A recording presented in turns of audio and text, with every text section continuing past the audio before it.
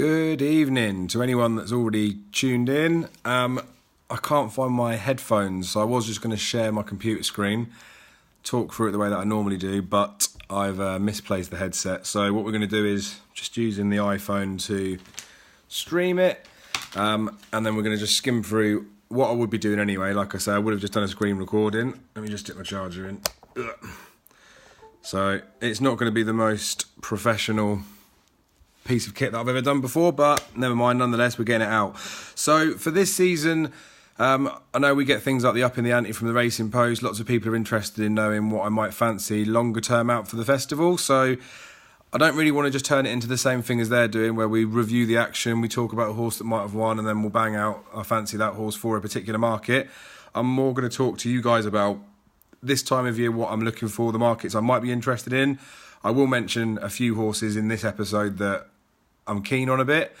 The reality is, you guys know just as much as I do about Antepost punting, in the fact that the Cheltenham Festival is a long way away. We haven't even seen most of the big guns come out yet. In fact, we haven't even seen any of the big guns from last season, bar Envoy Land, come out. So the reality is, we've got so much more to learn about what's going to happen with the festival, sort of how the races are going to take shape, all those sorts of things.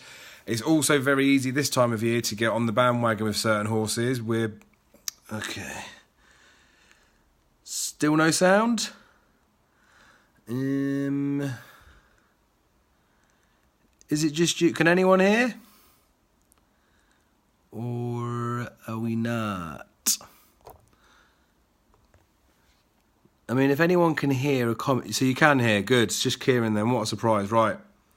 Thanks, guys. Right, so Kieran, sort yourself out. Right, anyway, back to where we were. So this time of year is the sort of things we can jump on the bandwagon. We're backing things that might be undervalued, and that is the last thing you want to be doing. So, first and foremost, before we skim through some of the races, the fact is, you need to be looking at, we've all got the idea of horses that we might like. We might have a short list of 5, 6. Sometimes it's even more than that. Sometimes it might just be 1 or 2 horses.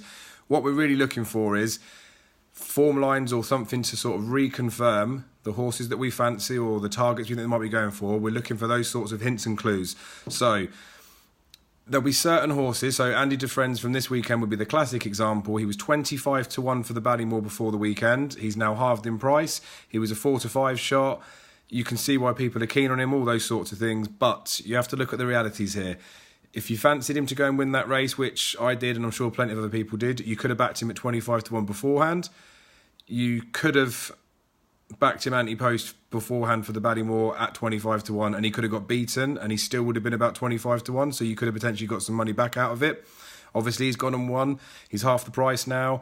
Envoy Land's the other one in the novice hurdle market that's been smashed in, so he's a short price. So really, you're looking at 2 horses that have come out recently, the 2 bigger guns of the novice hurdle division that have raced. Both of them have been fancied.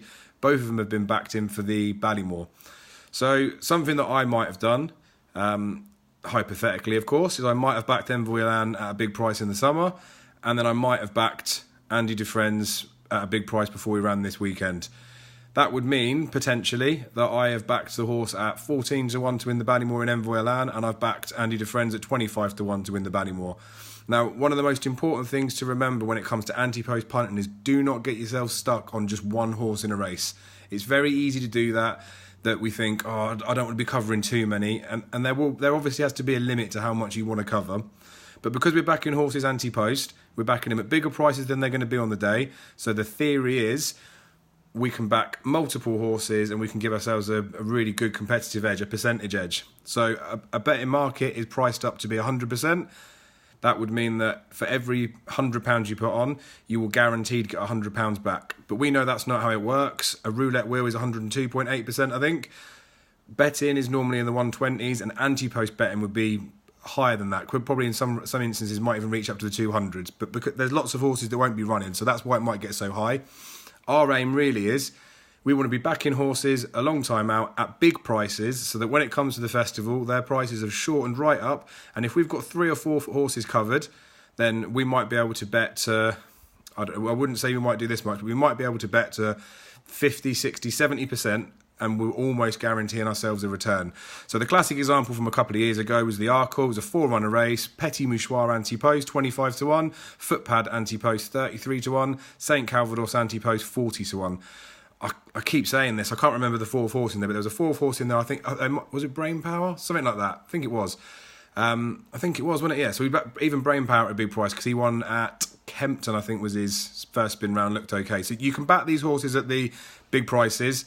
You get the market covered, and in that particular instance, I was on to win quite a bit of money just because we've got the value in there. So you want to get onto a multiple few of them.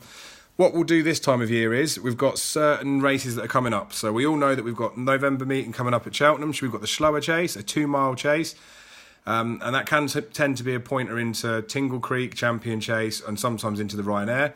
We've got the Betfair Chase coming up. We've got the Christie Chase coming up. We'll have the Ladbroke Trophy. We'll have the Fighting Fifth. We're going to have so much coming up that's going to be pointers to different races at the festival. And it probably is just a case of timing certain things. So this weekend we've got Punchestown as well. We've got the Morgiana. We'll just quickly skim through Odds Checker, and the main reason I'm doing this is we'll see some of the horses that might have moved in price. I'm just going to give you where my head's at this time of year and the sort of races I might be looking at. So Supreme, we don't see Supreme winners this far out typically. Normally it's in and around Christmas they might make their debut. Quite a few of them have even won in the new year. So there might be some horses within here that we might be interested in at bigger prices, but in terms of Supreme pointers, we're not going to be getting anything anytime soon. You can see the likes of Abacadabras that ran well in the bumper, came out and won this weekend. Still a reasonable price, 14 to 1. We've got Malone Road that's got the rumour that the knee's been knocked, so you wouldn't want to be getting stuck into there. And then the other horses that are in there, like a Blue Sari, we need to see what they're going to do with entries, maybe get some confirmation of trips. Delore's probably going to go Ballymore. So there isn't anything really that jumps out in there that you'd want to be getting stuck into. But when entries come out for 2-milers, big races like the Royal Bond, Envoy Adan's going to go there. There'll be other races in Ireland and England that are good pointers towards that race. When those horses are entered, and you might get a shorty in one of those races, if you fancy him to win on that day, rather than sticking 60 quid to win 40 on a 4 to 6 shot, you want to back him for the Supreme. Not always, but Bet365 tend to be pretty good odds with most of them, and you get 95% cash out straight away. So you've got the option that if you back something at, say, 16 to 1, gets to the weekend before it's going to run, or a couple of weeks before we see entries, the horse gets back down a little bit, you're already getting your cash back before the horse has even run. It runs, it gets beat, it's still going to be around about the same price. You can potentially chop yourself back out, and obviously if it goes and wins, it puts you in a good position. So Supreme wouldn't be a market I'd be interested in now. The Arkle, I mean, I did have a little bit on Melon, wasn't massively disappointed with the fact that he got beat, giving £8 away to Fakir Dudery. It is disappointing that you want a horse to go and win. We can see here that Getaway Trump's being backed in. Now, he's entered this weekend. He's going to run against Dale Dancer again. The vibes from the Nichols Yard are that he needed the run. He's going to improve tons for that. Obviously, it's an owner's group horse, so there'll be lots of people that are following him as well. They might already be stuck into him. But he's the sort of horse that, if we think about it logically, he is a 20 to 1 shot top price. That is with Bet365. They are the company that are offering the cash outs. You can see 16 to 1 top price anywhere else. So, by my mind, I wouldn't be surprised if come Saturday, Bet365 goes 16 to 1 Getaway Trump, because anyone that's going to get involved in him is going to back him with Bet365.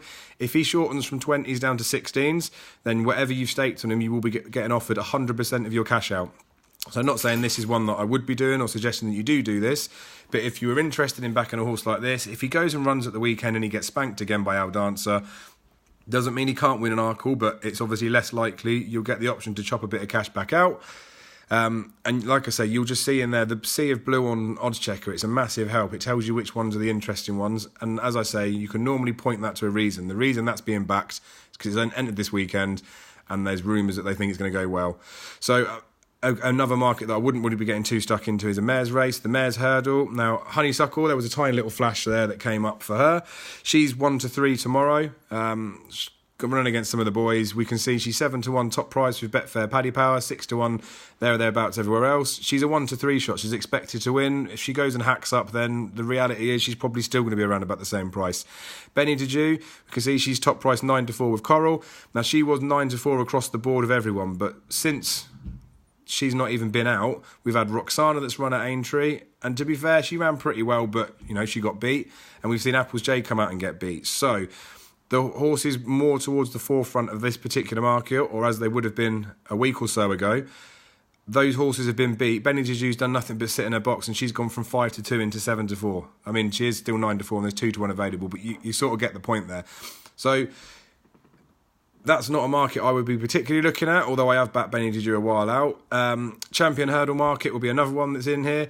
So we've got the Fighting Fifth Hurdle will be the next biggie that comes up, but we have got the Morgiana that comes up this Saturday for Classical Dream. So the reality is there, Classical Dream's going to run at Punchestown. Hopefully he's going to hack up in the Morgiana, and then we know where we are with him. But he's 7-2 for the market now. If he goes and hacks up in that Morgiana, then yes, he's going to shorten, but what's the worst that's going to happen? He's going to go 5-2 maybe, and significant shortening isn't 7-2 into 5-2. Now, we've got other horses that might be entered that will run against him, so we'll just need to see what the declarations are. But personally, I wouldn't be interested in anything else in that particular market. We had Saudi a long time out where everyone was talking about him as a big price horse in their 33s, I think he was. Another one, you want to just get him on your team sheet early, you back him at a big price, bet 365 off you the cash out. I've backed Saudi at 33s with bet 365, so my stake that's on there, I'll get that offered back to me now with a bit of profit. If Saudi comes out, he's not going to be any worse than 33-1 by the time it comes to the festival, but obviously you are tying up money that's in there. Now, Mares Hurdle we've been through, we just quickly touched on the Champion Hurdle there. Now, National Hunt Chase, I'm going to run through them and give you my thoughts on what I've done up to now. Now, Champagne Classic, we managed to get 25-1 any race for the festival. Gordon Elliott came out and said that Champagne Classic's going to run in the 4-miler. That was the plan last season, didn't come to fruition. He picked up a knock. But the any race markets with William Hill can be a really good play, like a really good ploy, really, because we all know that horses chop and change with their targets. The problem with the William Hill stuff is you will never be offered a cash out for it. So you are tying up your money for the entirety of the festival, sometimes you just need to weigh up that value. You have to think to yourself, 25-1 any race with with William Hill, or do I take 16-1 specifically for the National Hunt Chase with bet 365 because of the cash out? You'll just take the risk with the National Hunt Chase, possibly. The Ballymore, we've already touched on that earlier about Envoy Land. Andy DeFriends have come out and they've done bits, so there are other horses that might be coming out and running that might shorten up. Obviously, that isn't going to be the prices they go off on the day. The key thing with Envoy Land really for this season is the fact that he's going to go Royal Bond 2 mile next time. We don't know what's happening with Malone Road with that knock to his same knee again, apparently. Apparently he's working, we're going to see him out in Christmas, but, we've all seen how Envoy Land's run. He could end up in a Supreme, couldn't he? But I'd like to think he'd go Ballymore. It's just the Andy DeFriends, the fact that he's a bit of a fly in the ointment because he's from the same yard. But he is different ownership. The owners will want to stick him in the best races for him. But you'd like to think that Gordon Elliott would know that one's better than the other. But, they're not shy of running multiple horses in a race. We know that. Now, the Champion Chase market, because we have got the slower chase coming up this weekend. Defi de Sil's in there. Politodog's in there. So Royale's in there. I think St Calvados could run in that or could run in the Bet Victor Gold Cup. Too much weight, I think, for him to go there. But we need to know, we all know that Altior's going to be going in the Christie Chase. We all know that it's 2 mile 5. I think they're even money, the pair are about 11-10. Let's be honest, Altior's going to beat Surname, isn't he? And if anything different happens, then Altior comes back to the Champion Chase. But let's suppose that Altior does go and beat Surname. Altior's then got to go on and win a King George. He's then got to be considered to go and step up another quarter of a mile or quarter and a half of a mile to go and win in a Gold Cup. Now, Altior at 5-1 for a Champion Chase, considering he's a 2-time Champion Chase winner, the price there would suggest to you that he's been beat, would suggest that he's got an injury, would suggest that he's out of form, but he's not. There's no reason why he should be such a big price. Obviously, it's the fact that he's going to go King George and everyone thinks he might be going Gold Cup. So Altior's one that I'd be having a few little nibbles on. With William Hill's the top price, you can get a boost to put that to about 11-2. But on the market for this one, this would be one to look into because we obviously had Silas Emery run this weekend, and obviously we've got Defi de Soil running this weekend as well, or the weekend coming. So I don't know how clear this is going up on the screen. Hopefully when I scroll up you can see it. But point I want to make with this is, Chacun pour soi, we saw how impressive he was, 7-year-old, obviously had his problems. So if he can get him there fit, then he could be good. But he hasn't raced an open company yet. We just don't know how good he is. The fact that he's the same price as a 2-time Champion Chase is absurd to me. Chacun pour soi, the value's gone, but I'm sure plenty are involved in him. Now, Silas Emery, the way that he won at the weekend, a few of us were running for the Arkle last year. He's very fragile. He gets issues. But you can see the prices there. He's 9-1 with Bet365, 12-1 generally, 10-1 in a few places, but he's still 14-1 with Sky Bet. So they're top price. Now, I'm not saying that you want to go steaming in just because he's top price and he's being shortened in other places, but if you did want to get some cover in a race, because as I said, you can back a few horses in there. We get £5 Sky free bets. You can stick these little novelty bets on. There might just be certain horses you just want to get on side with just for a little bit of cover, and if you want to get on them, then you need to get on them around about the right price. So you won't get a cash out with Sky Bet, but you can obviously get the top price 14s there. Defi de Sul's running this weekend in the slower chase. He's 5-2 favourite already for the Tingle Creek. I know he's 8-1 favourite for the Ryanair because he won the JLT. Everyone's thinking that's where he's going to go, but we all know the prestige is in the 2-mile race or the 3-mile race. Or in this instance, it would be the Gold Cup. So Defi de Sul, if he wins a slower chase and if he wins a Tingle Creek, how in the hell are you going to send him to a Ryanair? So Defi de Sul at 16s there. If he's declared and he runs this weekend in the slower chase, which I believe he's going to do, we saw last season when he ran behind Lalore in the Arkle trial that he wasn't very good. He made a mistake at the last. He wasn't too far off by that point, but we didn't think Defi was going to go and win at the festival. He'll be a different horse this time round. If he does go and put in a performance in the slower chase, that 16-1's gone. These 10-1s have all gone because we know potentially Altior might not run. We know that Sidus Emery, that's about the price he's going to be 10-1 because we've had time after his run for it to calm down. And Chacun Poursoir can't really shorten up until, he actually comes out and does anything. So Defi at 16s would be one that you'd be semi-tempted with. And again, like I say, get on your team sheet. So you see Sky Bet 14-1 Silas, see 16-1 Defi de Sul. Now, I've mentioned this before, but I like block bets. So these are the sort of things you could do. Your free bet with your Sky. Put these two in, and there's a couple that I'll mention later on as well, but you could stick in 2 horses from 2 races. You could do block doubles, so there'll be 4 doubles. You can get £1.25 doubles on them. And for whatever sort of level of punting we're doing, if you're sticking a £5 stake on and you're getting £1.25 on a 14-1 shot, so you're getting £22.50 going on to, or a bit less than that, but you're going to get 20 quid roughly going on to a couple of other shots that we might be putting up at 25-1. You're looking at a £5 free bet that could be returning £500. Now, not saying these are definitely going to win, not saying that you have to be getting on these horses, but when it comes to the festival, you just want to get a bit of coverage in. So this far out, I'm just saying you don't want to be steaming in, sticking 200 quid on Chacun Poursoir to go and win a champion chase, but you do want to start getting some of these guys on your team sheet. So if you like Defi de Sul, if you think Defi de Sul's got a chance in the slower this weekend, then you might be interested in backing in for the champion chase. I still think Altior's going to turn up, and I think Altior's going to walk it, but I'm just saying you can get a few on your team sheet, and we obviously saw last year with how close So Royale and Politolog got there. They're ones that could be tempted to look at as well. Cross country race, we've got the handicap this weekend, completely different to what will happen at the festival.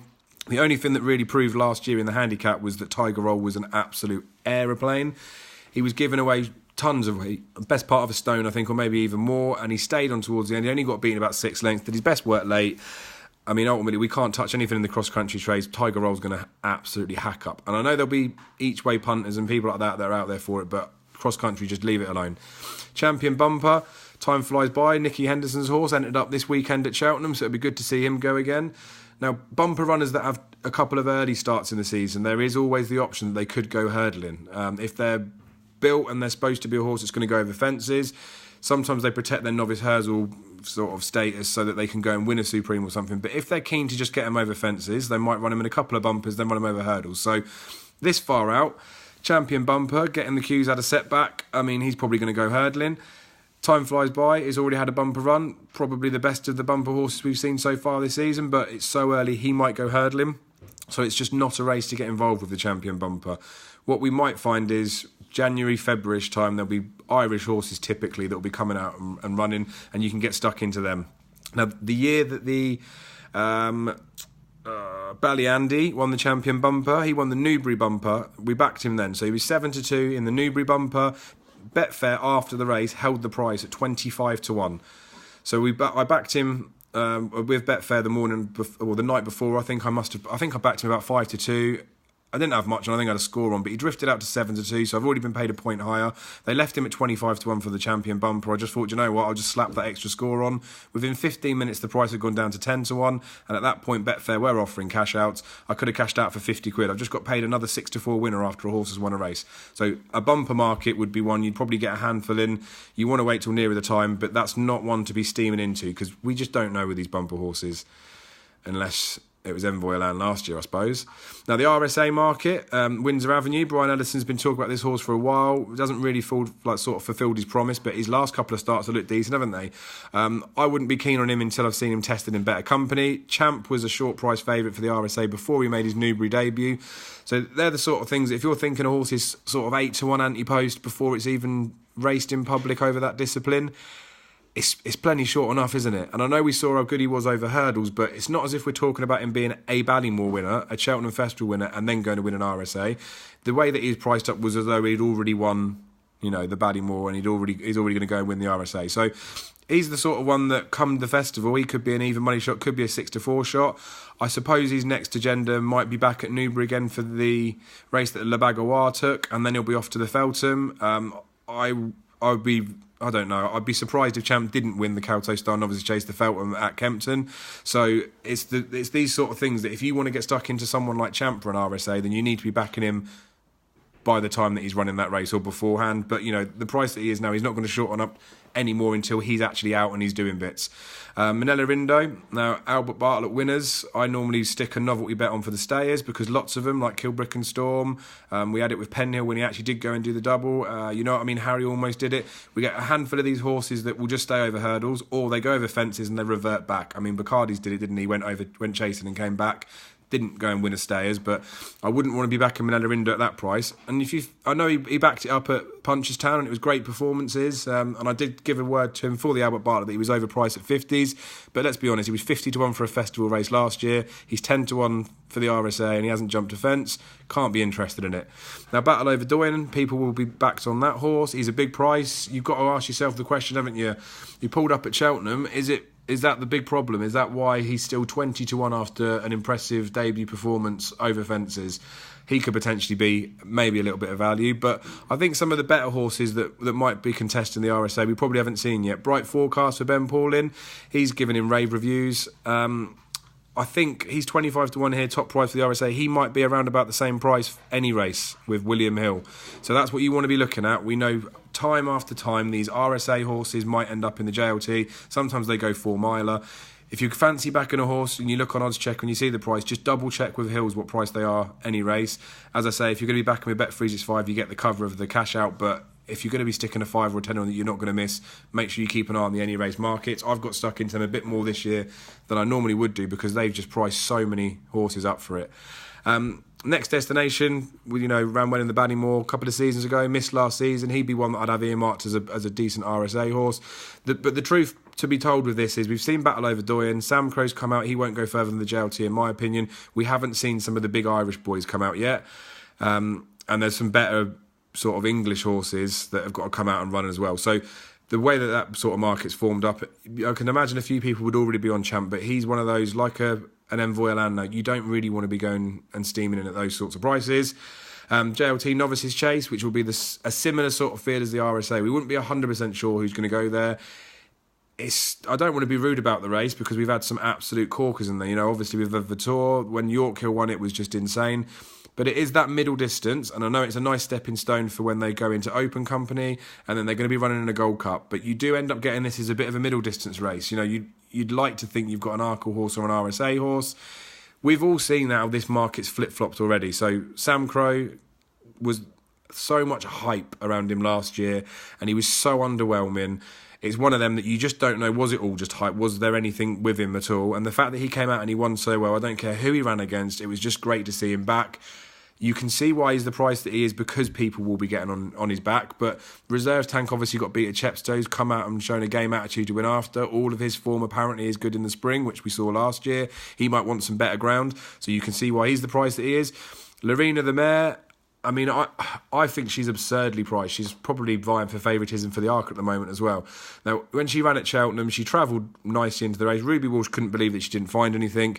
She is going to get the £7 allowance in the novice chases, but we haven't seen her over a fence yet. She's only raced once in open company when she ran in that champion hurdle. So she's a stupid price. Allaho, we don't know where he's going to go, JLT or RSA. It depends what the other horses do. Carefully selected for William Mullins. I didn't mention that last time with the RSA, but he's the horse that I've got earmarked for that.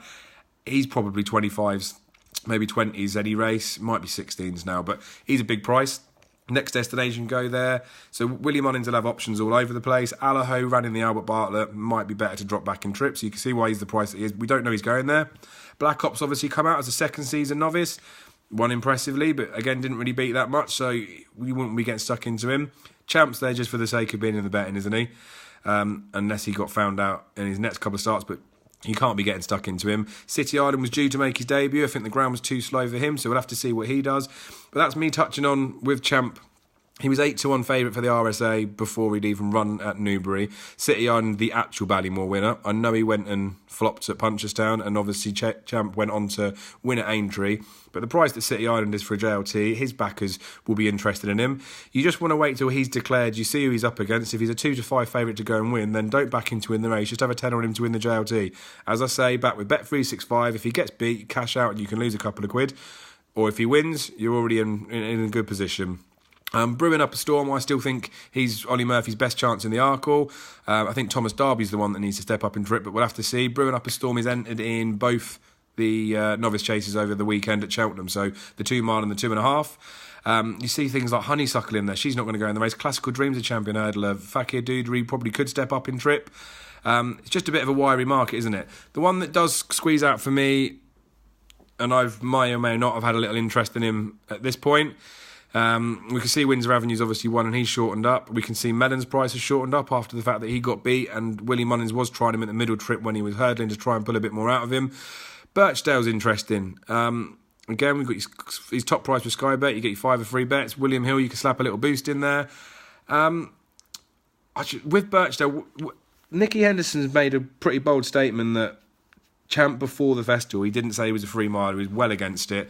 Goes and runs him at Aintree and says, I ran him in Birchdale in the wrong way round. I should have run Birchdale in the Ballymore, the 2.5 miler, and I should have run Champ in the Albert Bartlett. So if he's coming out and publicly saying that he got it wrong, Champ's going to go for the RSA. Birchdale would probably be one of the best chances for the JLT for his camp. Now we know Fakir Doudry's in the same ownership for JP McManus. And there's probably a couple of other horses that might be going that way as well. But I'd think Birchdale, this weekend, he was 3-1, which we've nibbled up a little bit of for the novices chase this weekend. That's short-term Antepost, which is typically suicide, so I'm not suggesting you do that. But he's now 2-1 for that race, I think. He's going to run in the 2.5 mile this weekend. He probably could go and win that race. He's got some reasonable competition. Jarvis Plate will be running there. There's a couple of others, like I say, Brewing Up a Storm could be in there. I know Henderson's got Angel's Breath as well, but he's not going to run the pair together. So I think Birchdale, the signs are showing that he is going to run this weekend. I'm not saying that he's a banker and he's going to go and win, but if he goes and gets beat at Cheltenham, he's not going to be much bigger than the 25-1 you can get now. They can't really force him out much further. If he does go and win, he could shorten up plenty. So I think the profile of him, the comments from the Henderson camp, he'll end up in a JLT for me. The other alternative is that he flops over fences and they stick him in something like a Close Brothers. But you just, again, you want to look at the price that he is there for the particular race. You want to have a look at the price that he is for any race market as well. But he'd be one 25s. You know, I've made the case for some of these other horses in here. Sam Crow's plenty short enough. And I've said earlier that you can back multiple horses. You should back multiple horses in a race. It's just about timing it that you can try and get the best price on a horse. Doesn't mean if they go and win and you haven't backed him Antepost, you shouldn't necessarily go in. If you fancy him for the race, you fancy him for it. But you do need to look at the perceived value, and you do need to think to yourself, I'm probably going to have 4 horses I'm going to try and get lined up for the JLT to go with me. If I'm backing 4 horses at 25-1 and I've had a 5 on each, you know, you're in a pretty good position. You're looking at a 5-1 poke anyway. And then if you want to get more cover near the festival, you can do it. The important thing with a race like the JLT as well is, we don't know, Sky Bet are down to a tenner now, aren't they? But lots of companies will do first race money back offers for the festival. The JLT will be one that you can get yourself some extra coverage with. So you might get £20 worth of risk-free bets for the festival that if you haven't steamed into something like a Sam Crow and he gets better and he keeps winning, goes and wins the Drimmore, those sorts of things, and he gets short, you could still pad yourself up. So you can get yourself in a good position for these sort of offer races. Now, the Ryanair, we touched on Deffy because of the fact that he's going to run in the slower chase. He's then going to go in the Tingle Creek. 8-1 for the Ryanair for me is a bit mad. I know he won the JLT, but we know that Lost in Translation needs further. I'm just not 100% sold on it. The thing is, you've got to look at the horses around it, and it's the same every year with the Ryanair, so it's not one that I want to get really stuck into. Last year I did really fancy Fox Norton, but he's had hip issues, and he will be back this year, but He missed the festival last year. So Chacun Pour Soi, we don't know where he's going to go really, but, Queen Mother seems to be the aim. The fact that William Owens has got Silas Emery that's come out and won well, we'll just have to see how they go. Obviously, he's got a slot Min in somewhere. Duvan's getting entries, so we don't know where he's going to go. But Min I'd like to see going to Ryanair, but they'll probably save him again for Aintree. We've got Surname in here that, they're going to try him left-handed this season. He probably will end up in a Ryanair, but he'll probably end up being like a Politolog type of horse that will go and win at other places, but he's not going to win here. But just imagine Surname does go and beat Outer in the Christie Chase. What price would he be then for a Ryanair? But you have to remember with him, just because his price shortened up doesn't mean he's going to win there. He probably doesn't want to go left. Outer, they're not going to end up in a Ryanair, are they? Let's just be honest, that's absurd. Silas Emery, we touched on. We'll just quickly look and see what's going on with him, because obviously he was being nibbled for the Arkle. What you want to sometimes look at for in here is there just a weight of money for a horse across a couple of markets? So basically, is it just blanket that people are backing it, or is it the bookmakers reacting a little bit later? You can see with Silas Emery here, there's not even a major hint that he's going to be in the Ryanair field, because a lot of bookies haven't even priced him up, and you can see there's no sea of blue. You can see this is a quiet market. It always will be when we're talking about the Ryanair. So it'd be one more to pay for attention a little bit later on. Yannicka would have been one that was seen for a bit of money. Obviously went and won the Howden Gold Cup, won that really well. We'll have to see what they do with him, because there's talk that if it comes up soft, he'll go Tingle Creek. If it's good ground, then they've got So Rule, the connections. But I'd imagine he'll end up in a Ryanair. I think he's a fair price. I'd give Klashnikov a bit of a shout at 16-1. Again, not one that you'd want to be backing this far out, because you'll get... Well, Froden the week of the festival was still 10-1, wasn't he? Duke Geneva is a bit of a misfit. We're just going to get a few horses in here that... at this far out, you wouldn't be sure that anyone's going to be aiming for the Ryanair. They're going to be an afterthought. And I think at this point, Defi de Saul looks like he's going to be geared towards the Champion Chase, providing he does okay in the slower and does all right in the Tingle Creek. Would you really want to be backing Defi de Saul at 8-1 on the hope that he gets beat in a slower chase or gets beat in a Tingle Creek? I don't see why you would. So while he is a horse that I'm sure plenty of people would like, I wouldn't be touching him at that price, especially this far out. Now, the Stayers Hurdle, if Paisley Park was trained by anybody other than Emma Lavelle, be a 6-4 shot, surely. I know it's a long way to the festival. He was emphatic last year. He travels exactly how you want a Stayers Hurdle horse to travel. They've brought him in a couple of weeks later this year with a view that they're going to be going to Punchestown after. Not that it will be a problem, but obviously he was trained to peak at Cheltenham last season, and he did beat Sam Spinner, but he probably needed all of it. So I'd prefer if they peaked him at Cheltenham and then left Punchestown as an afterthought. But he's going to go and run at Newbury. He's going to run in the Long Walk Hurdle. He's going to run in the Cleve Hurdle. Then he's going to run in the Stayers Hurdle. So I don't see anything really that's going to come out and really put problems to him. If the Cat Fits was good at Aintree, but I don't think he's going to be a Cheltenham horse. Lorena, we've touched on, she's probably going over fences. Manila Rindo, 14-1. Again, I touched on the line of I like backing Albert Bartlett winners for the Stayers Hurdle, but I'm always backing them at 25s, 33s at the start of the season. Manila Rindo is going over fences. 14-1, not interested. Bacardi's is an interesting one because he fell in the race a couple of years ago. Obviously, he's come out and beat Apple's Jade, so might be one that people are slightly interested in. But realistically, I think Paisley Park's the one that you'd want to be interested in. Again, you can't really go steaming in at the moment, but I wouldn't really want to be backing anything else against him. You can get a bit smart when it comes to the long walk and things like that will be raced, because if you fancy the horse to beat Paisley Park on any of those days, of course you could back them at 8-1, they go and win, and then you could still put some of the winnings up on for the Stayers Hurdle. But a lot, especially with Bet365, a lot of these horses that you might fancy to run well against them, that might be 33s, 40s, all those sorts of things, you can get away with sticking a few quid on with Bet365, and if they do as they're expected and get beat, you'll be able to cash out 95% of your stakes straight off the bat. If you take a bit of a risk and they run well and they do okay, then you can get some cover at bigger prices. But you can't be going away from Paisley Park, especially this far out. Mares Novice Hurdle, this will be the race I suspect that they'll bin off when they look at bringing in the Mares Chase. It's not that much of an exciting race. It's worth talking about a few horses in here, though, because there's been some money and there's been some talk about some hype. So, Gypsy Island, you'll know how much of an aeroplane I think she is. We've posted that on the page. I do have a reservation about her over hurdles. She's had one try over them. She didn't really travel that well. She's been emphatic in bumpers. You'd hope that she can transfer that form. Concertista was supposed to run today. Obviously, the meeting was called off. She was second in the race last year. One run for Willie Mullins. obviously you can see why that's been mentioned. Now, Lamarckise is one that definitely needs a mention. Remember when Limini, Let's Dance, Lorena, they all go and win the Mares' Hurdle? We said Willie Mullins with an L? Well, that's Willie Mullins with an L, isn't it? But the thing with her is, she came onto my radar, I don't know when I put the bet on, maybe a month or 6 weeks ago. 33 to 1 she was with Sky Bet. So I've backed her at 33 to 1. I've only had a tenner on, but it's coverage, isn't it? 33 to 1 for the Mares' Novice Hurdle. She hasn't seen a race course. She has had a couple of entries. So when we see these horses that are hyped up and they start getting entries, people know that they're probably going to be coming out. The market can shorten them up, but 33s is into 14s, well, 12s with the same bookmaker that I backed it with, and it hasn't even seen a race course yet. So there's been money for that. The Glancing Queen of Alan Kings, she ran really well at Cheltenham when she won a bumper. They were planning on going hurdling with her last season, but after she won that, they thought, you know what, let's go for some bumpers this year. Ran really well at Aintree to go and win. She's a big enough price at 14 to 1. Some of her form's been franked. Chante Neige, I don't even know if she exists. We don't see the lights of her. Manella Melody, I think she did things well. So there's a lot more opinions. Or Silver Forever went and won at Newbury. Obviously, there was the Henderson mare that could have got on there. Never Adapt last year, the juvenile. She came on with a hood, didn't she? She ran like a nutter.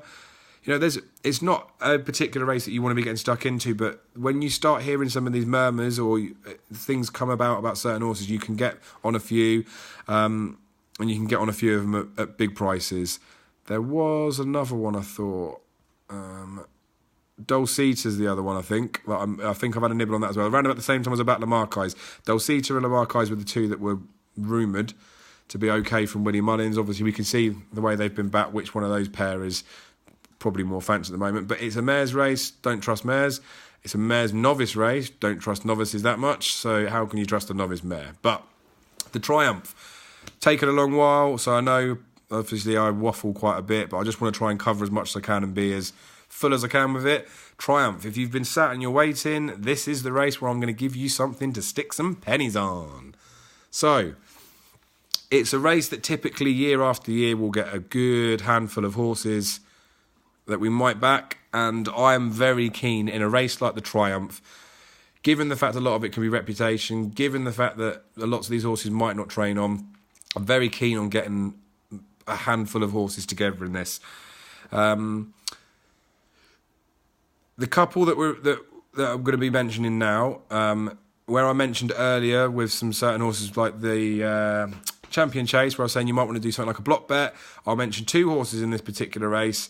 For now, I could mention even more, but I'll mention two for now that have been sort of warmly mentioned at the moment, that you might want to stick in a block bet. So you might not want to stick £1 on them to win the festival. You might think, you know what, I'll use that Sky Free bet. I'll do a block bet because, you know, you might get potential nice winnings. But without the waffling, Mick Pastor, Paul Nicholls' horse. It's entered this weekend to run at Cheltenham. It looks a pretty weak Triumph trial anyway, so I'd expect if he does line up, he will bolt up.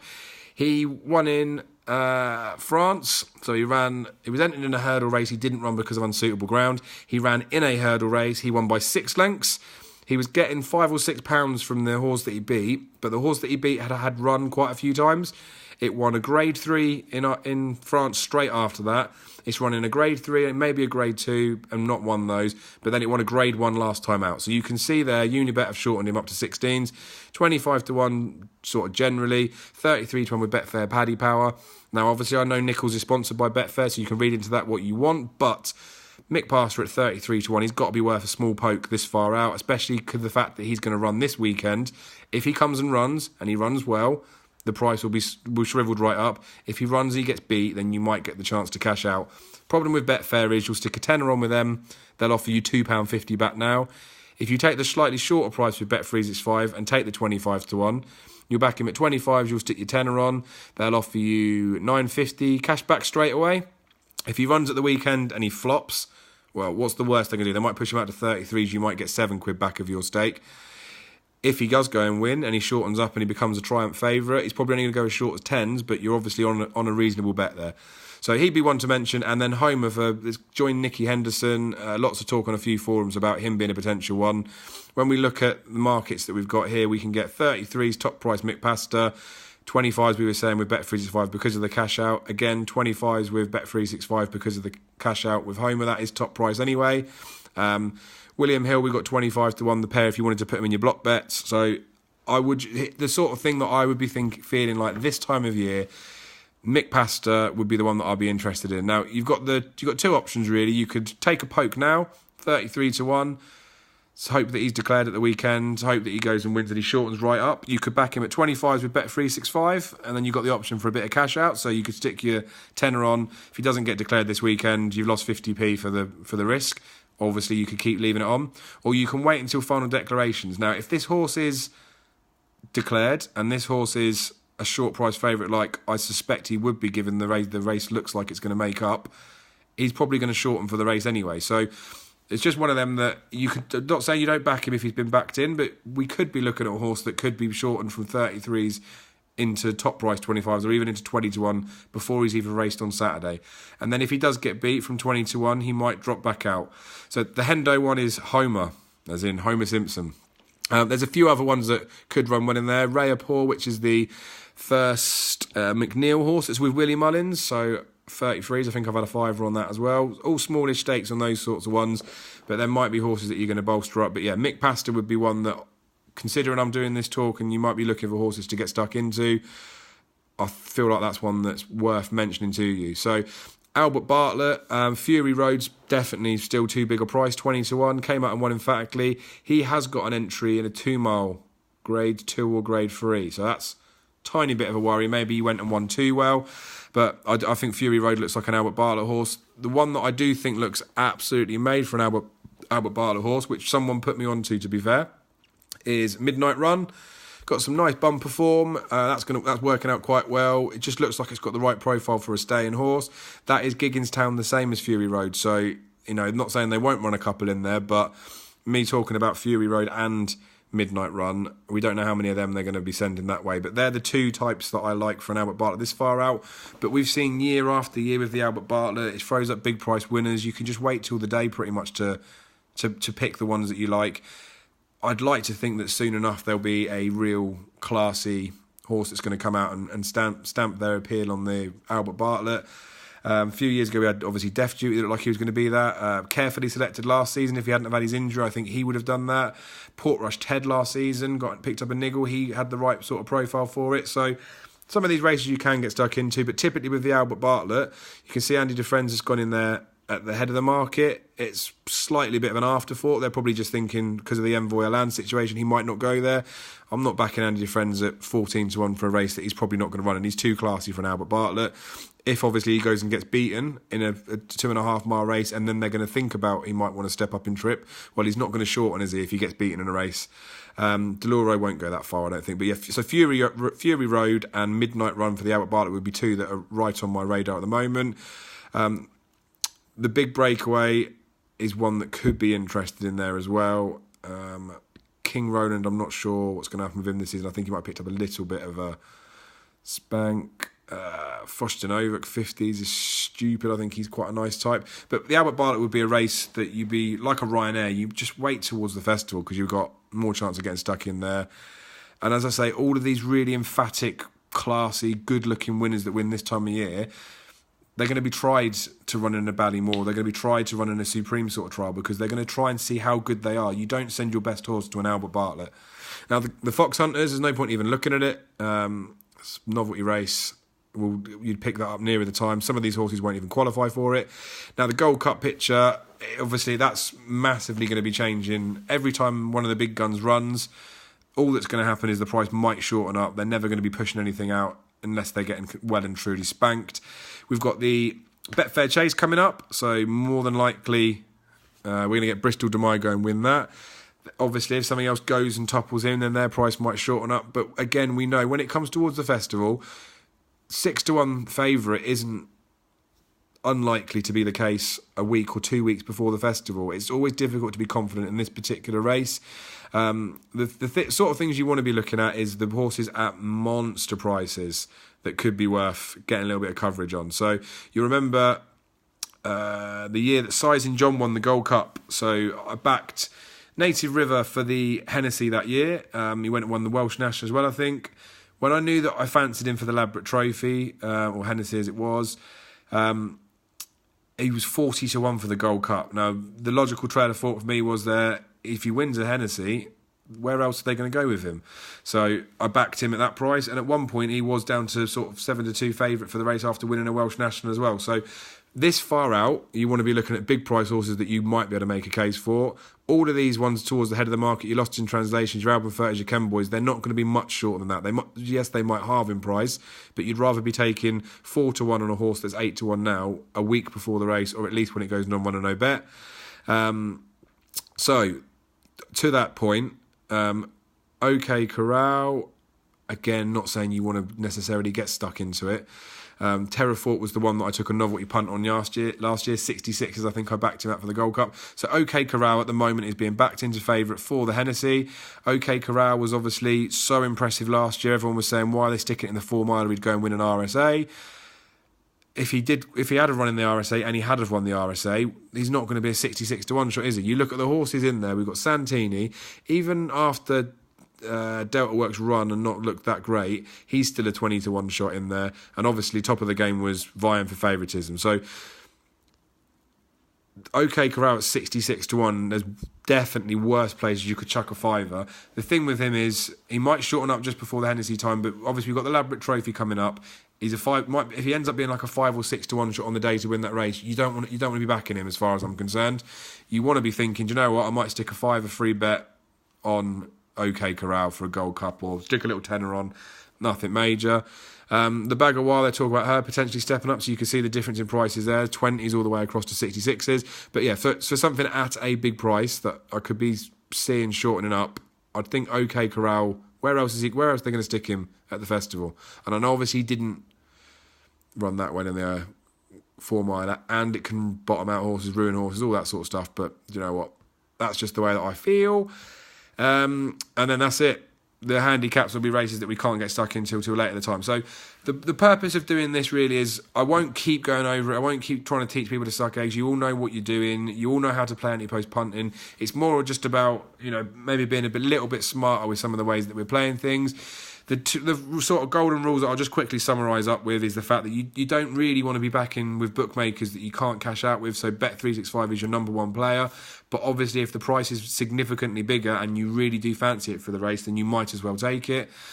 Anything you're backing now, you're hoping will shorten up by the time it gets to the festival. So even if it is a little bit short with Bet365, as long as they're not the bottom price and they're half the price, then they're still the ones that you might want to go with. Like I say, it's 95% cash out with them right off the bat. All it takes is a horse to be nibbled in. You can get yourself covered. The beauty of it as well is something like an Envoy Land. So he's favourite for the Supreme as well at the moment, and he's not going to run in both of them.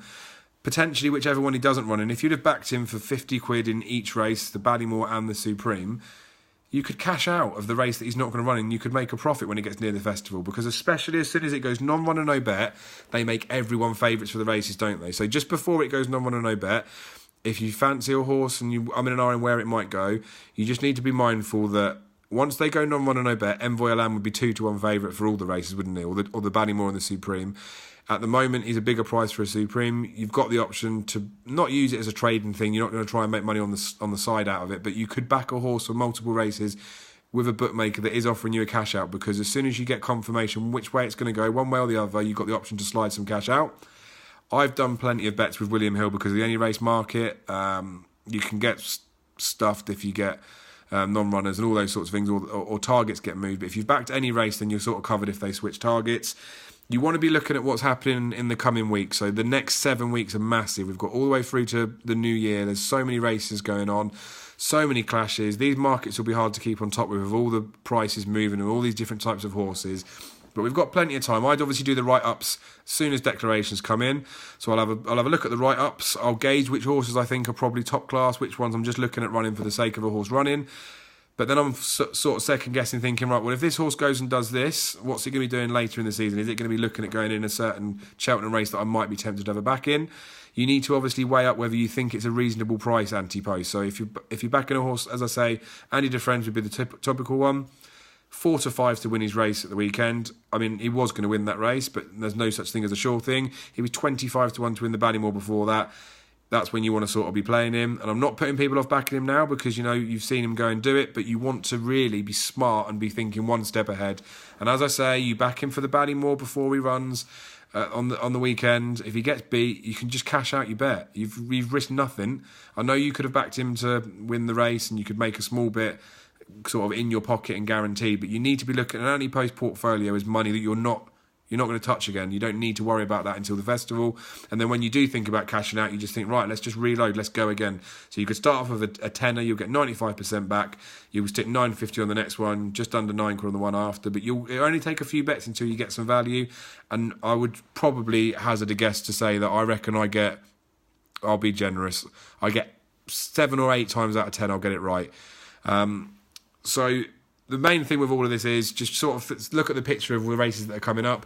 Anything in my write-ups that I fancy at any time, if you want to message me privately on the page or you want to drop it in the comments and you want to ask me where I think a horse is going to go, what my opinion is of a horse, do I think it's worth backing a horse in a market, I'll always answer the messages. Plenty of people have done this over the years that I've had the page open. I'm more than open to tell you everything that I like. Obviously, I don't want to just be shoving things down people's throat for the sake of it. So if ever you've got a question that I haven't answered or you want to know the answer to, just message me. I'll tell you what my opinion is. It doesn't mean that I'm obviously right all the time, but sometimes it's just nice to get a second opinion on things. I've made plenty of silly mistakes over the years on Antepost punting, so hopefully I'll be able to steer you guys away from some of those. But the main thing is, as I said at the top of this, that you guys know just as much as I do probably when it comes to horse racing, form, knowing which horses are good, what targets they might be going for. But sometimes it's just nice to get a little friendly reminder to just suggest, look, we're all going to be betting at the festival. We all love the National Hunt racing because of the fact that it peaks in the spring.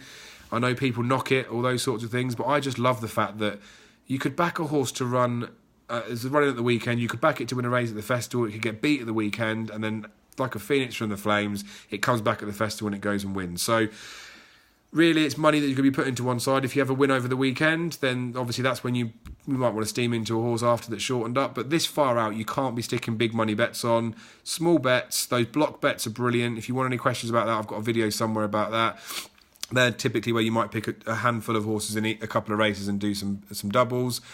The honest thing is you want to be back in singles, really. It's the best way to make money. But obviously this far out, we're looking for a few little golden chances where we're going to back horses at big prices in a double. So I wouldn't put you off doing any of those sorts of things. Make sure you note it all down as well. So either get me to send you the bet loader or get one of those notebooks or buy a pad and paper. But write down the horses you're backing so you know how much you've got coverage on it. A few years ago when I didn't used to do that, I was well over the top the year that big bucks didn't run at the festival.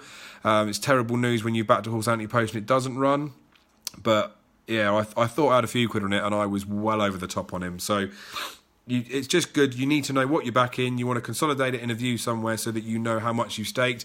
Because otherwise what will happen is you'll look at these markets, and especially after we get to the new year, when we've seen the majority of form we might need to see for the festival. I know January and February's got some big clues too, but you'll just end up backing the same horses, padding them out, and you'll send yourself under by over-covering a horse.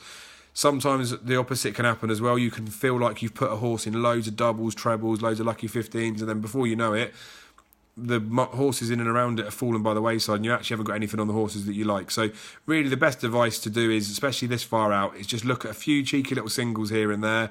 If you're looking at just a novelty bet for a couple of quid, then do those block bets because they can pay really, really well. But just remember that just because you're having a tenner on a horse at, or say, we won't go even that far, saying you're having a fiver on a horse at 16 to 1 to win a race, only takes you to put a few of those fivers on and all of a sudden you're looking at sort of a £250 potential winner. So you don't have to feel like you need to be sticking scores, 25s, all those sorts of money on there. Just build it up nice and slowly. It will get there. There's all those offers during the week that you can smash it up with anyway. And just like I say, just keep a note of what you're doing. At any point you've got any questions about any of the horses I'm putting my write-ups or anything that you fancy anyway, just give me a shout. But obviously just check Oz Checker. Make sure you're getting the top price. Check the any race markets as well. And fingers crossed, there might be a couple of things out of this that you guys will sort of take from it that might help out. But I mentioned those couple of horses in the Triumph. The next ones that I'll do for these, I'll just shorten it all up. I'll keep it nice and brief. I'll probably start chucking out a few little novelty block bets that I'm sticking on. So might be a £5 a week that I'm sticking a bet on where I might pick 2 horses in 2 races and say, do you know what, these are 25 to 1 the pair. Let's just stick £1 block on them that will cost us £4, and you've got the potential to be winning 500-600 quid. They're little novelty bets. We know we don't want to be putting lots sort of risk being attached to them, where I say to you, smash this horse up for the Ballymore because it's definitely going to win. You don't need me to tell you the horses that are going to win those sorts of types of races. You don't need me to be tipping you up a horse that's 4 or 5 to 1. You guys want me to put you onto something that, hang on a minute, like we've said with that the Triumph Horses weekend, doesn't mean it's going to happen, but it's a 33 to 1, so it's probably going to shorten up. If I'd have been doing these videos back when I was told about the Mullins mares, that Lamarck's that was 33 to 1, you might have had that in a few little novelty bets, and it's now a 14 to 1 shot. So there's still plenty of time for these horses to shorten up. As I say, I do not get it right every single time, but there's a numbers game. You back enough of these horses at the big prices, you're going to get yourself in a good position. And it's not just a case of let's back everything at 25 to 1, but you can see in loads of these markets time and time again horses that will not even run in the race. You're smart enough to work those sorts of things out. The novices can be a bit trickier because we don't know where they're going to go, but the stable tours that come out, the comments we get, those sorts of things, you just can pick up what trainers are saying and connections are sort of hinting towards. You can roughly work out what the value should be, but I'll stick something up once a week where I'm going to say to you, these are the horses on my radar, these are the ones that might be worth a little poke. I've already said about OK Corral, so that's one banked in for free. It's a 5 on a 66 to 1 shot, isn't it? I wouldn't put people off doing that if you fancied it for the Ladbroke Trophy. If you don't fancy it for the Ladbroke Trophy and it's going to get beat, then don't bother. But, you know, they're the sort of things you want to be doing. You want to be thinking about where can I maybe be able to pinch a bit of value this far out. Big prices, small stakes, and hopefully we'll get some luck out of it. So as I say, send any questions or anything through to me that you want. I'll always answer all of them. Obviously not necessarily straight away, but I'll come back to everyone. Thanks as always for your guys' support. There's a bad boy competition coming up in the run until Christmas, so loads of prizes being given away. And I'll have a write-up for every single day of the November meeting this week coming up, and then Punchestown I'll cover as well.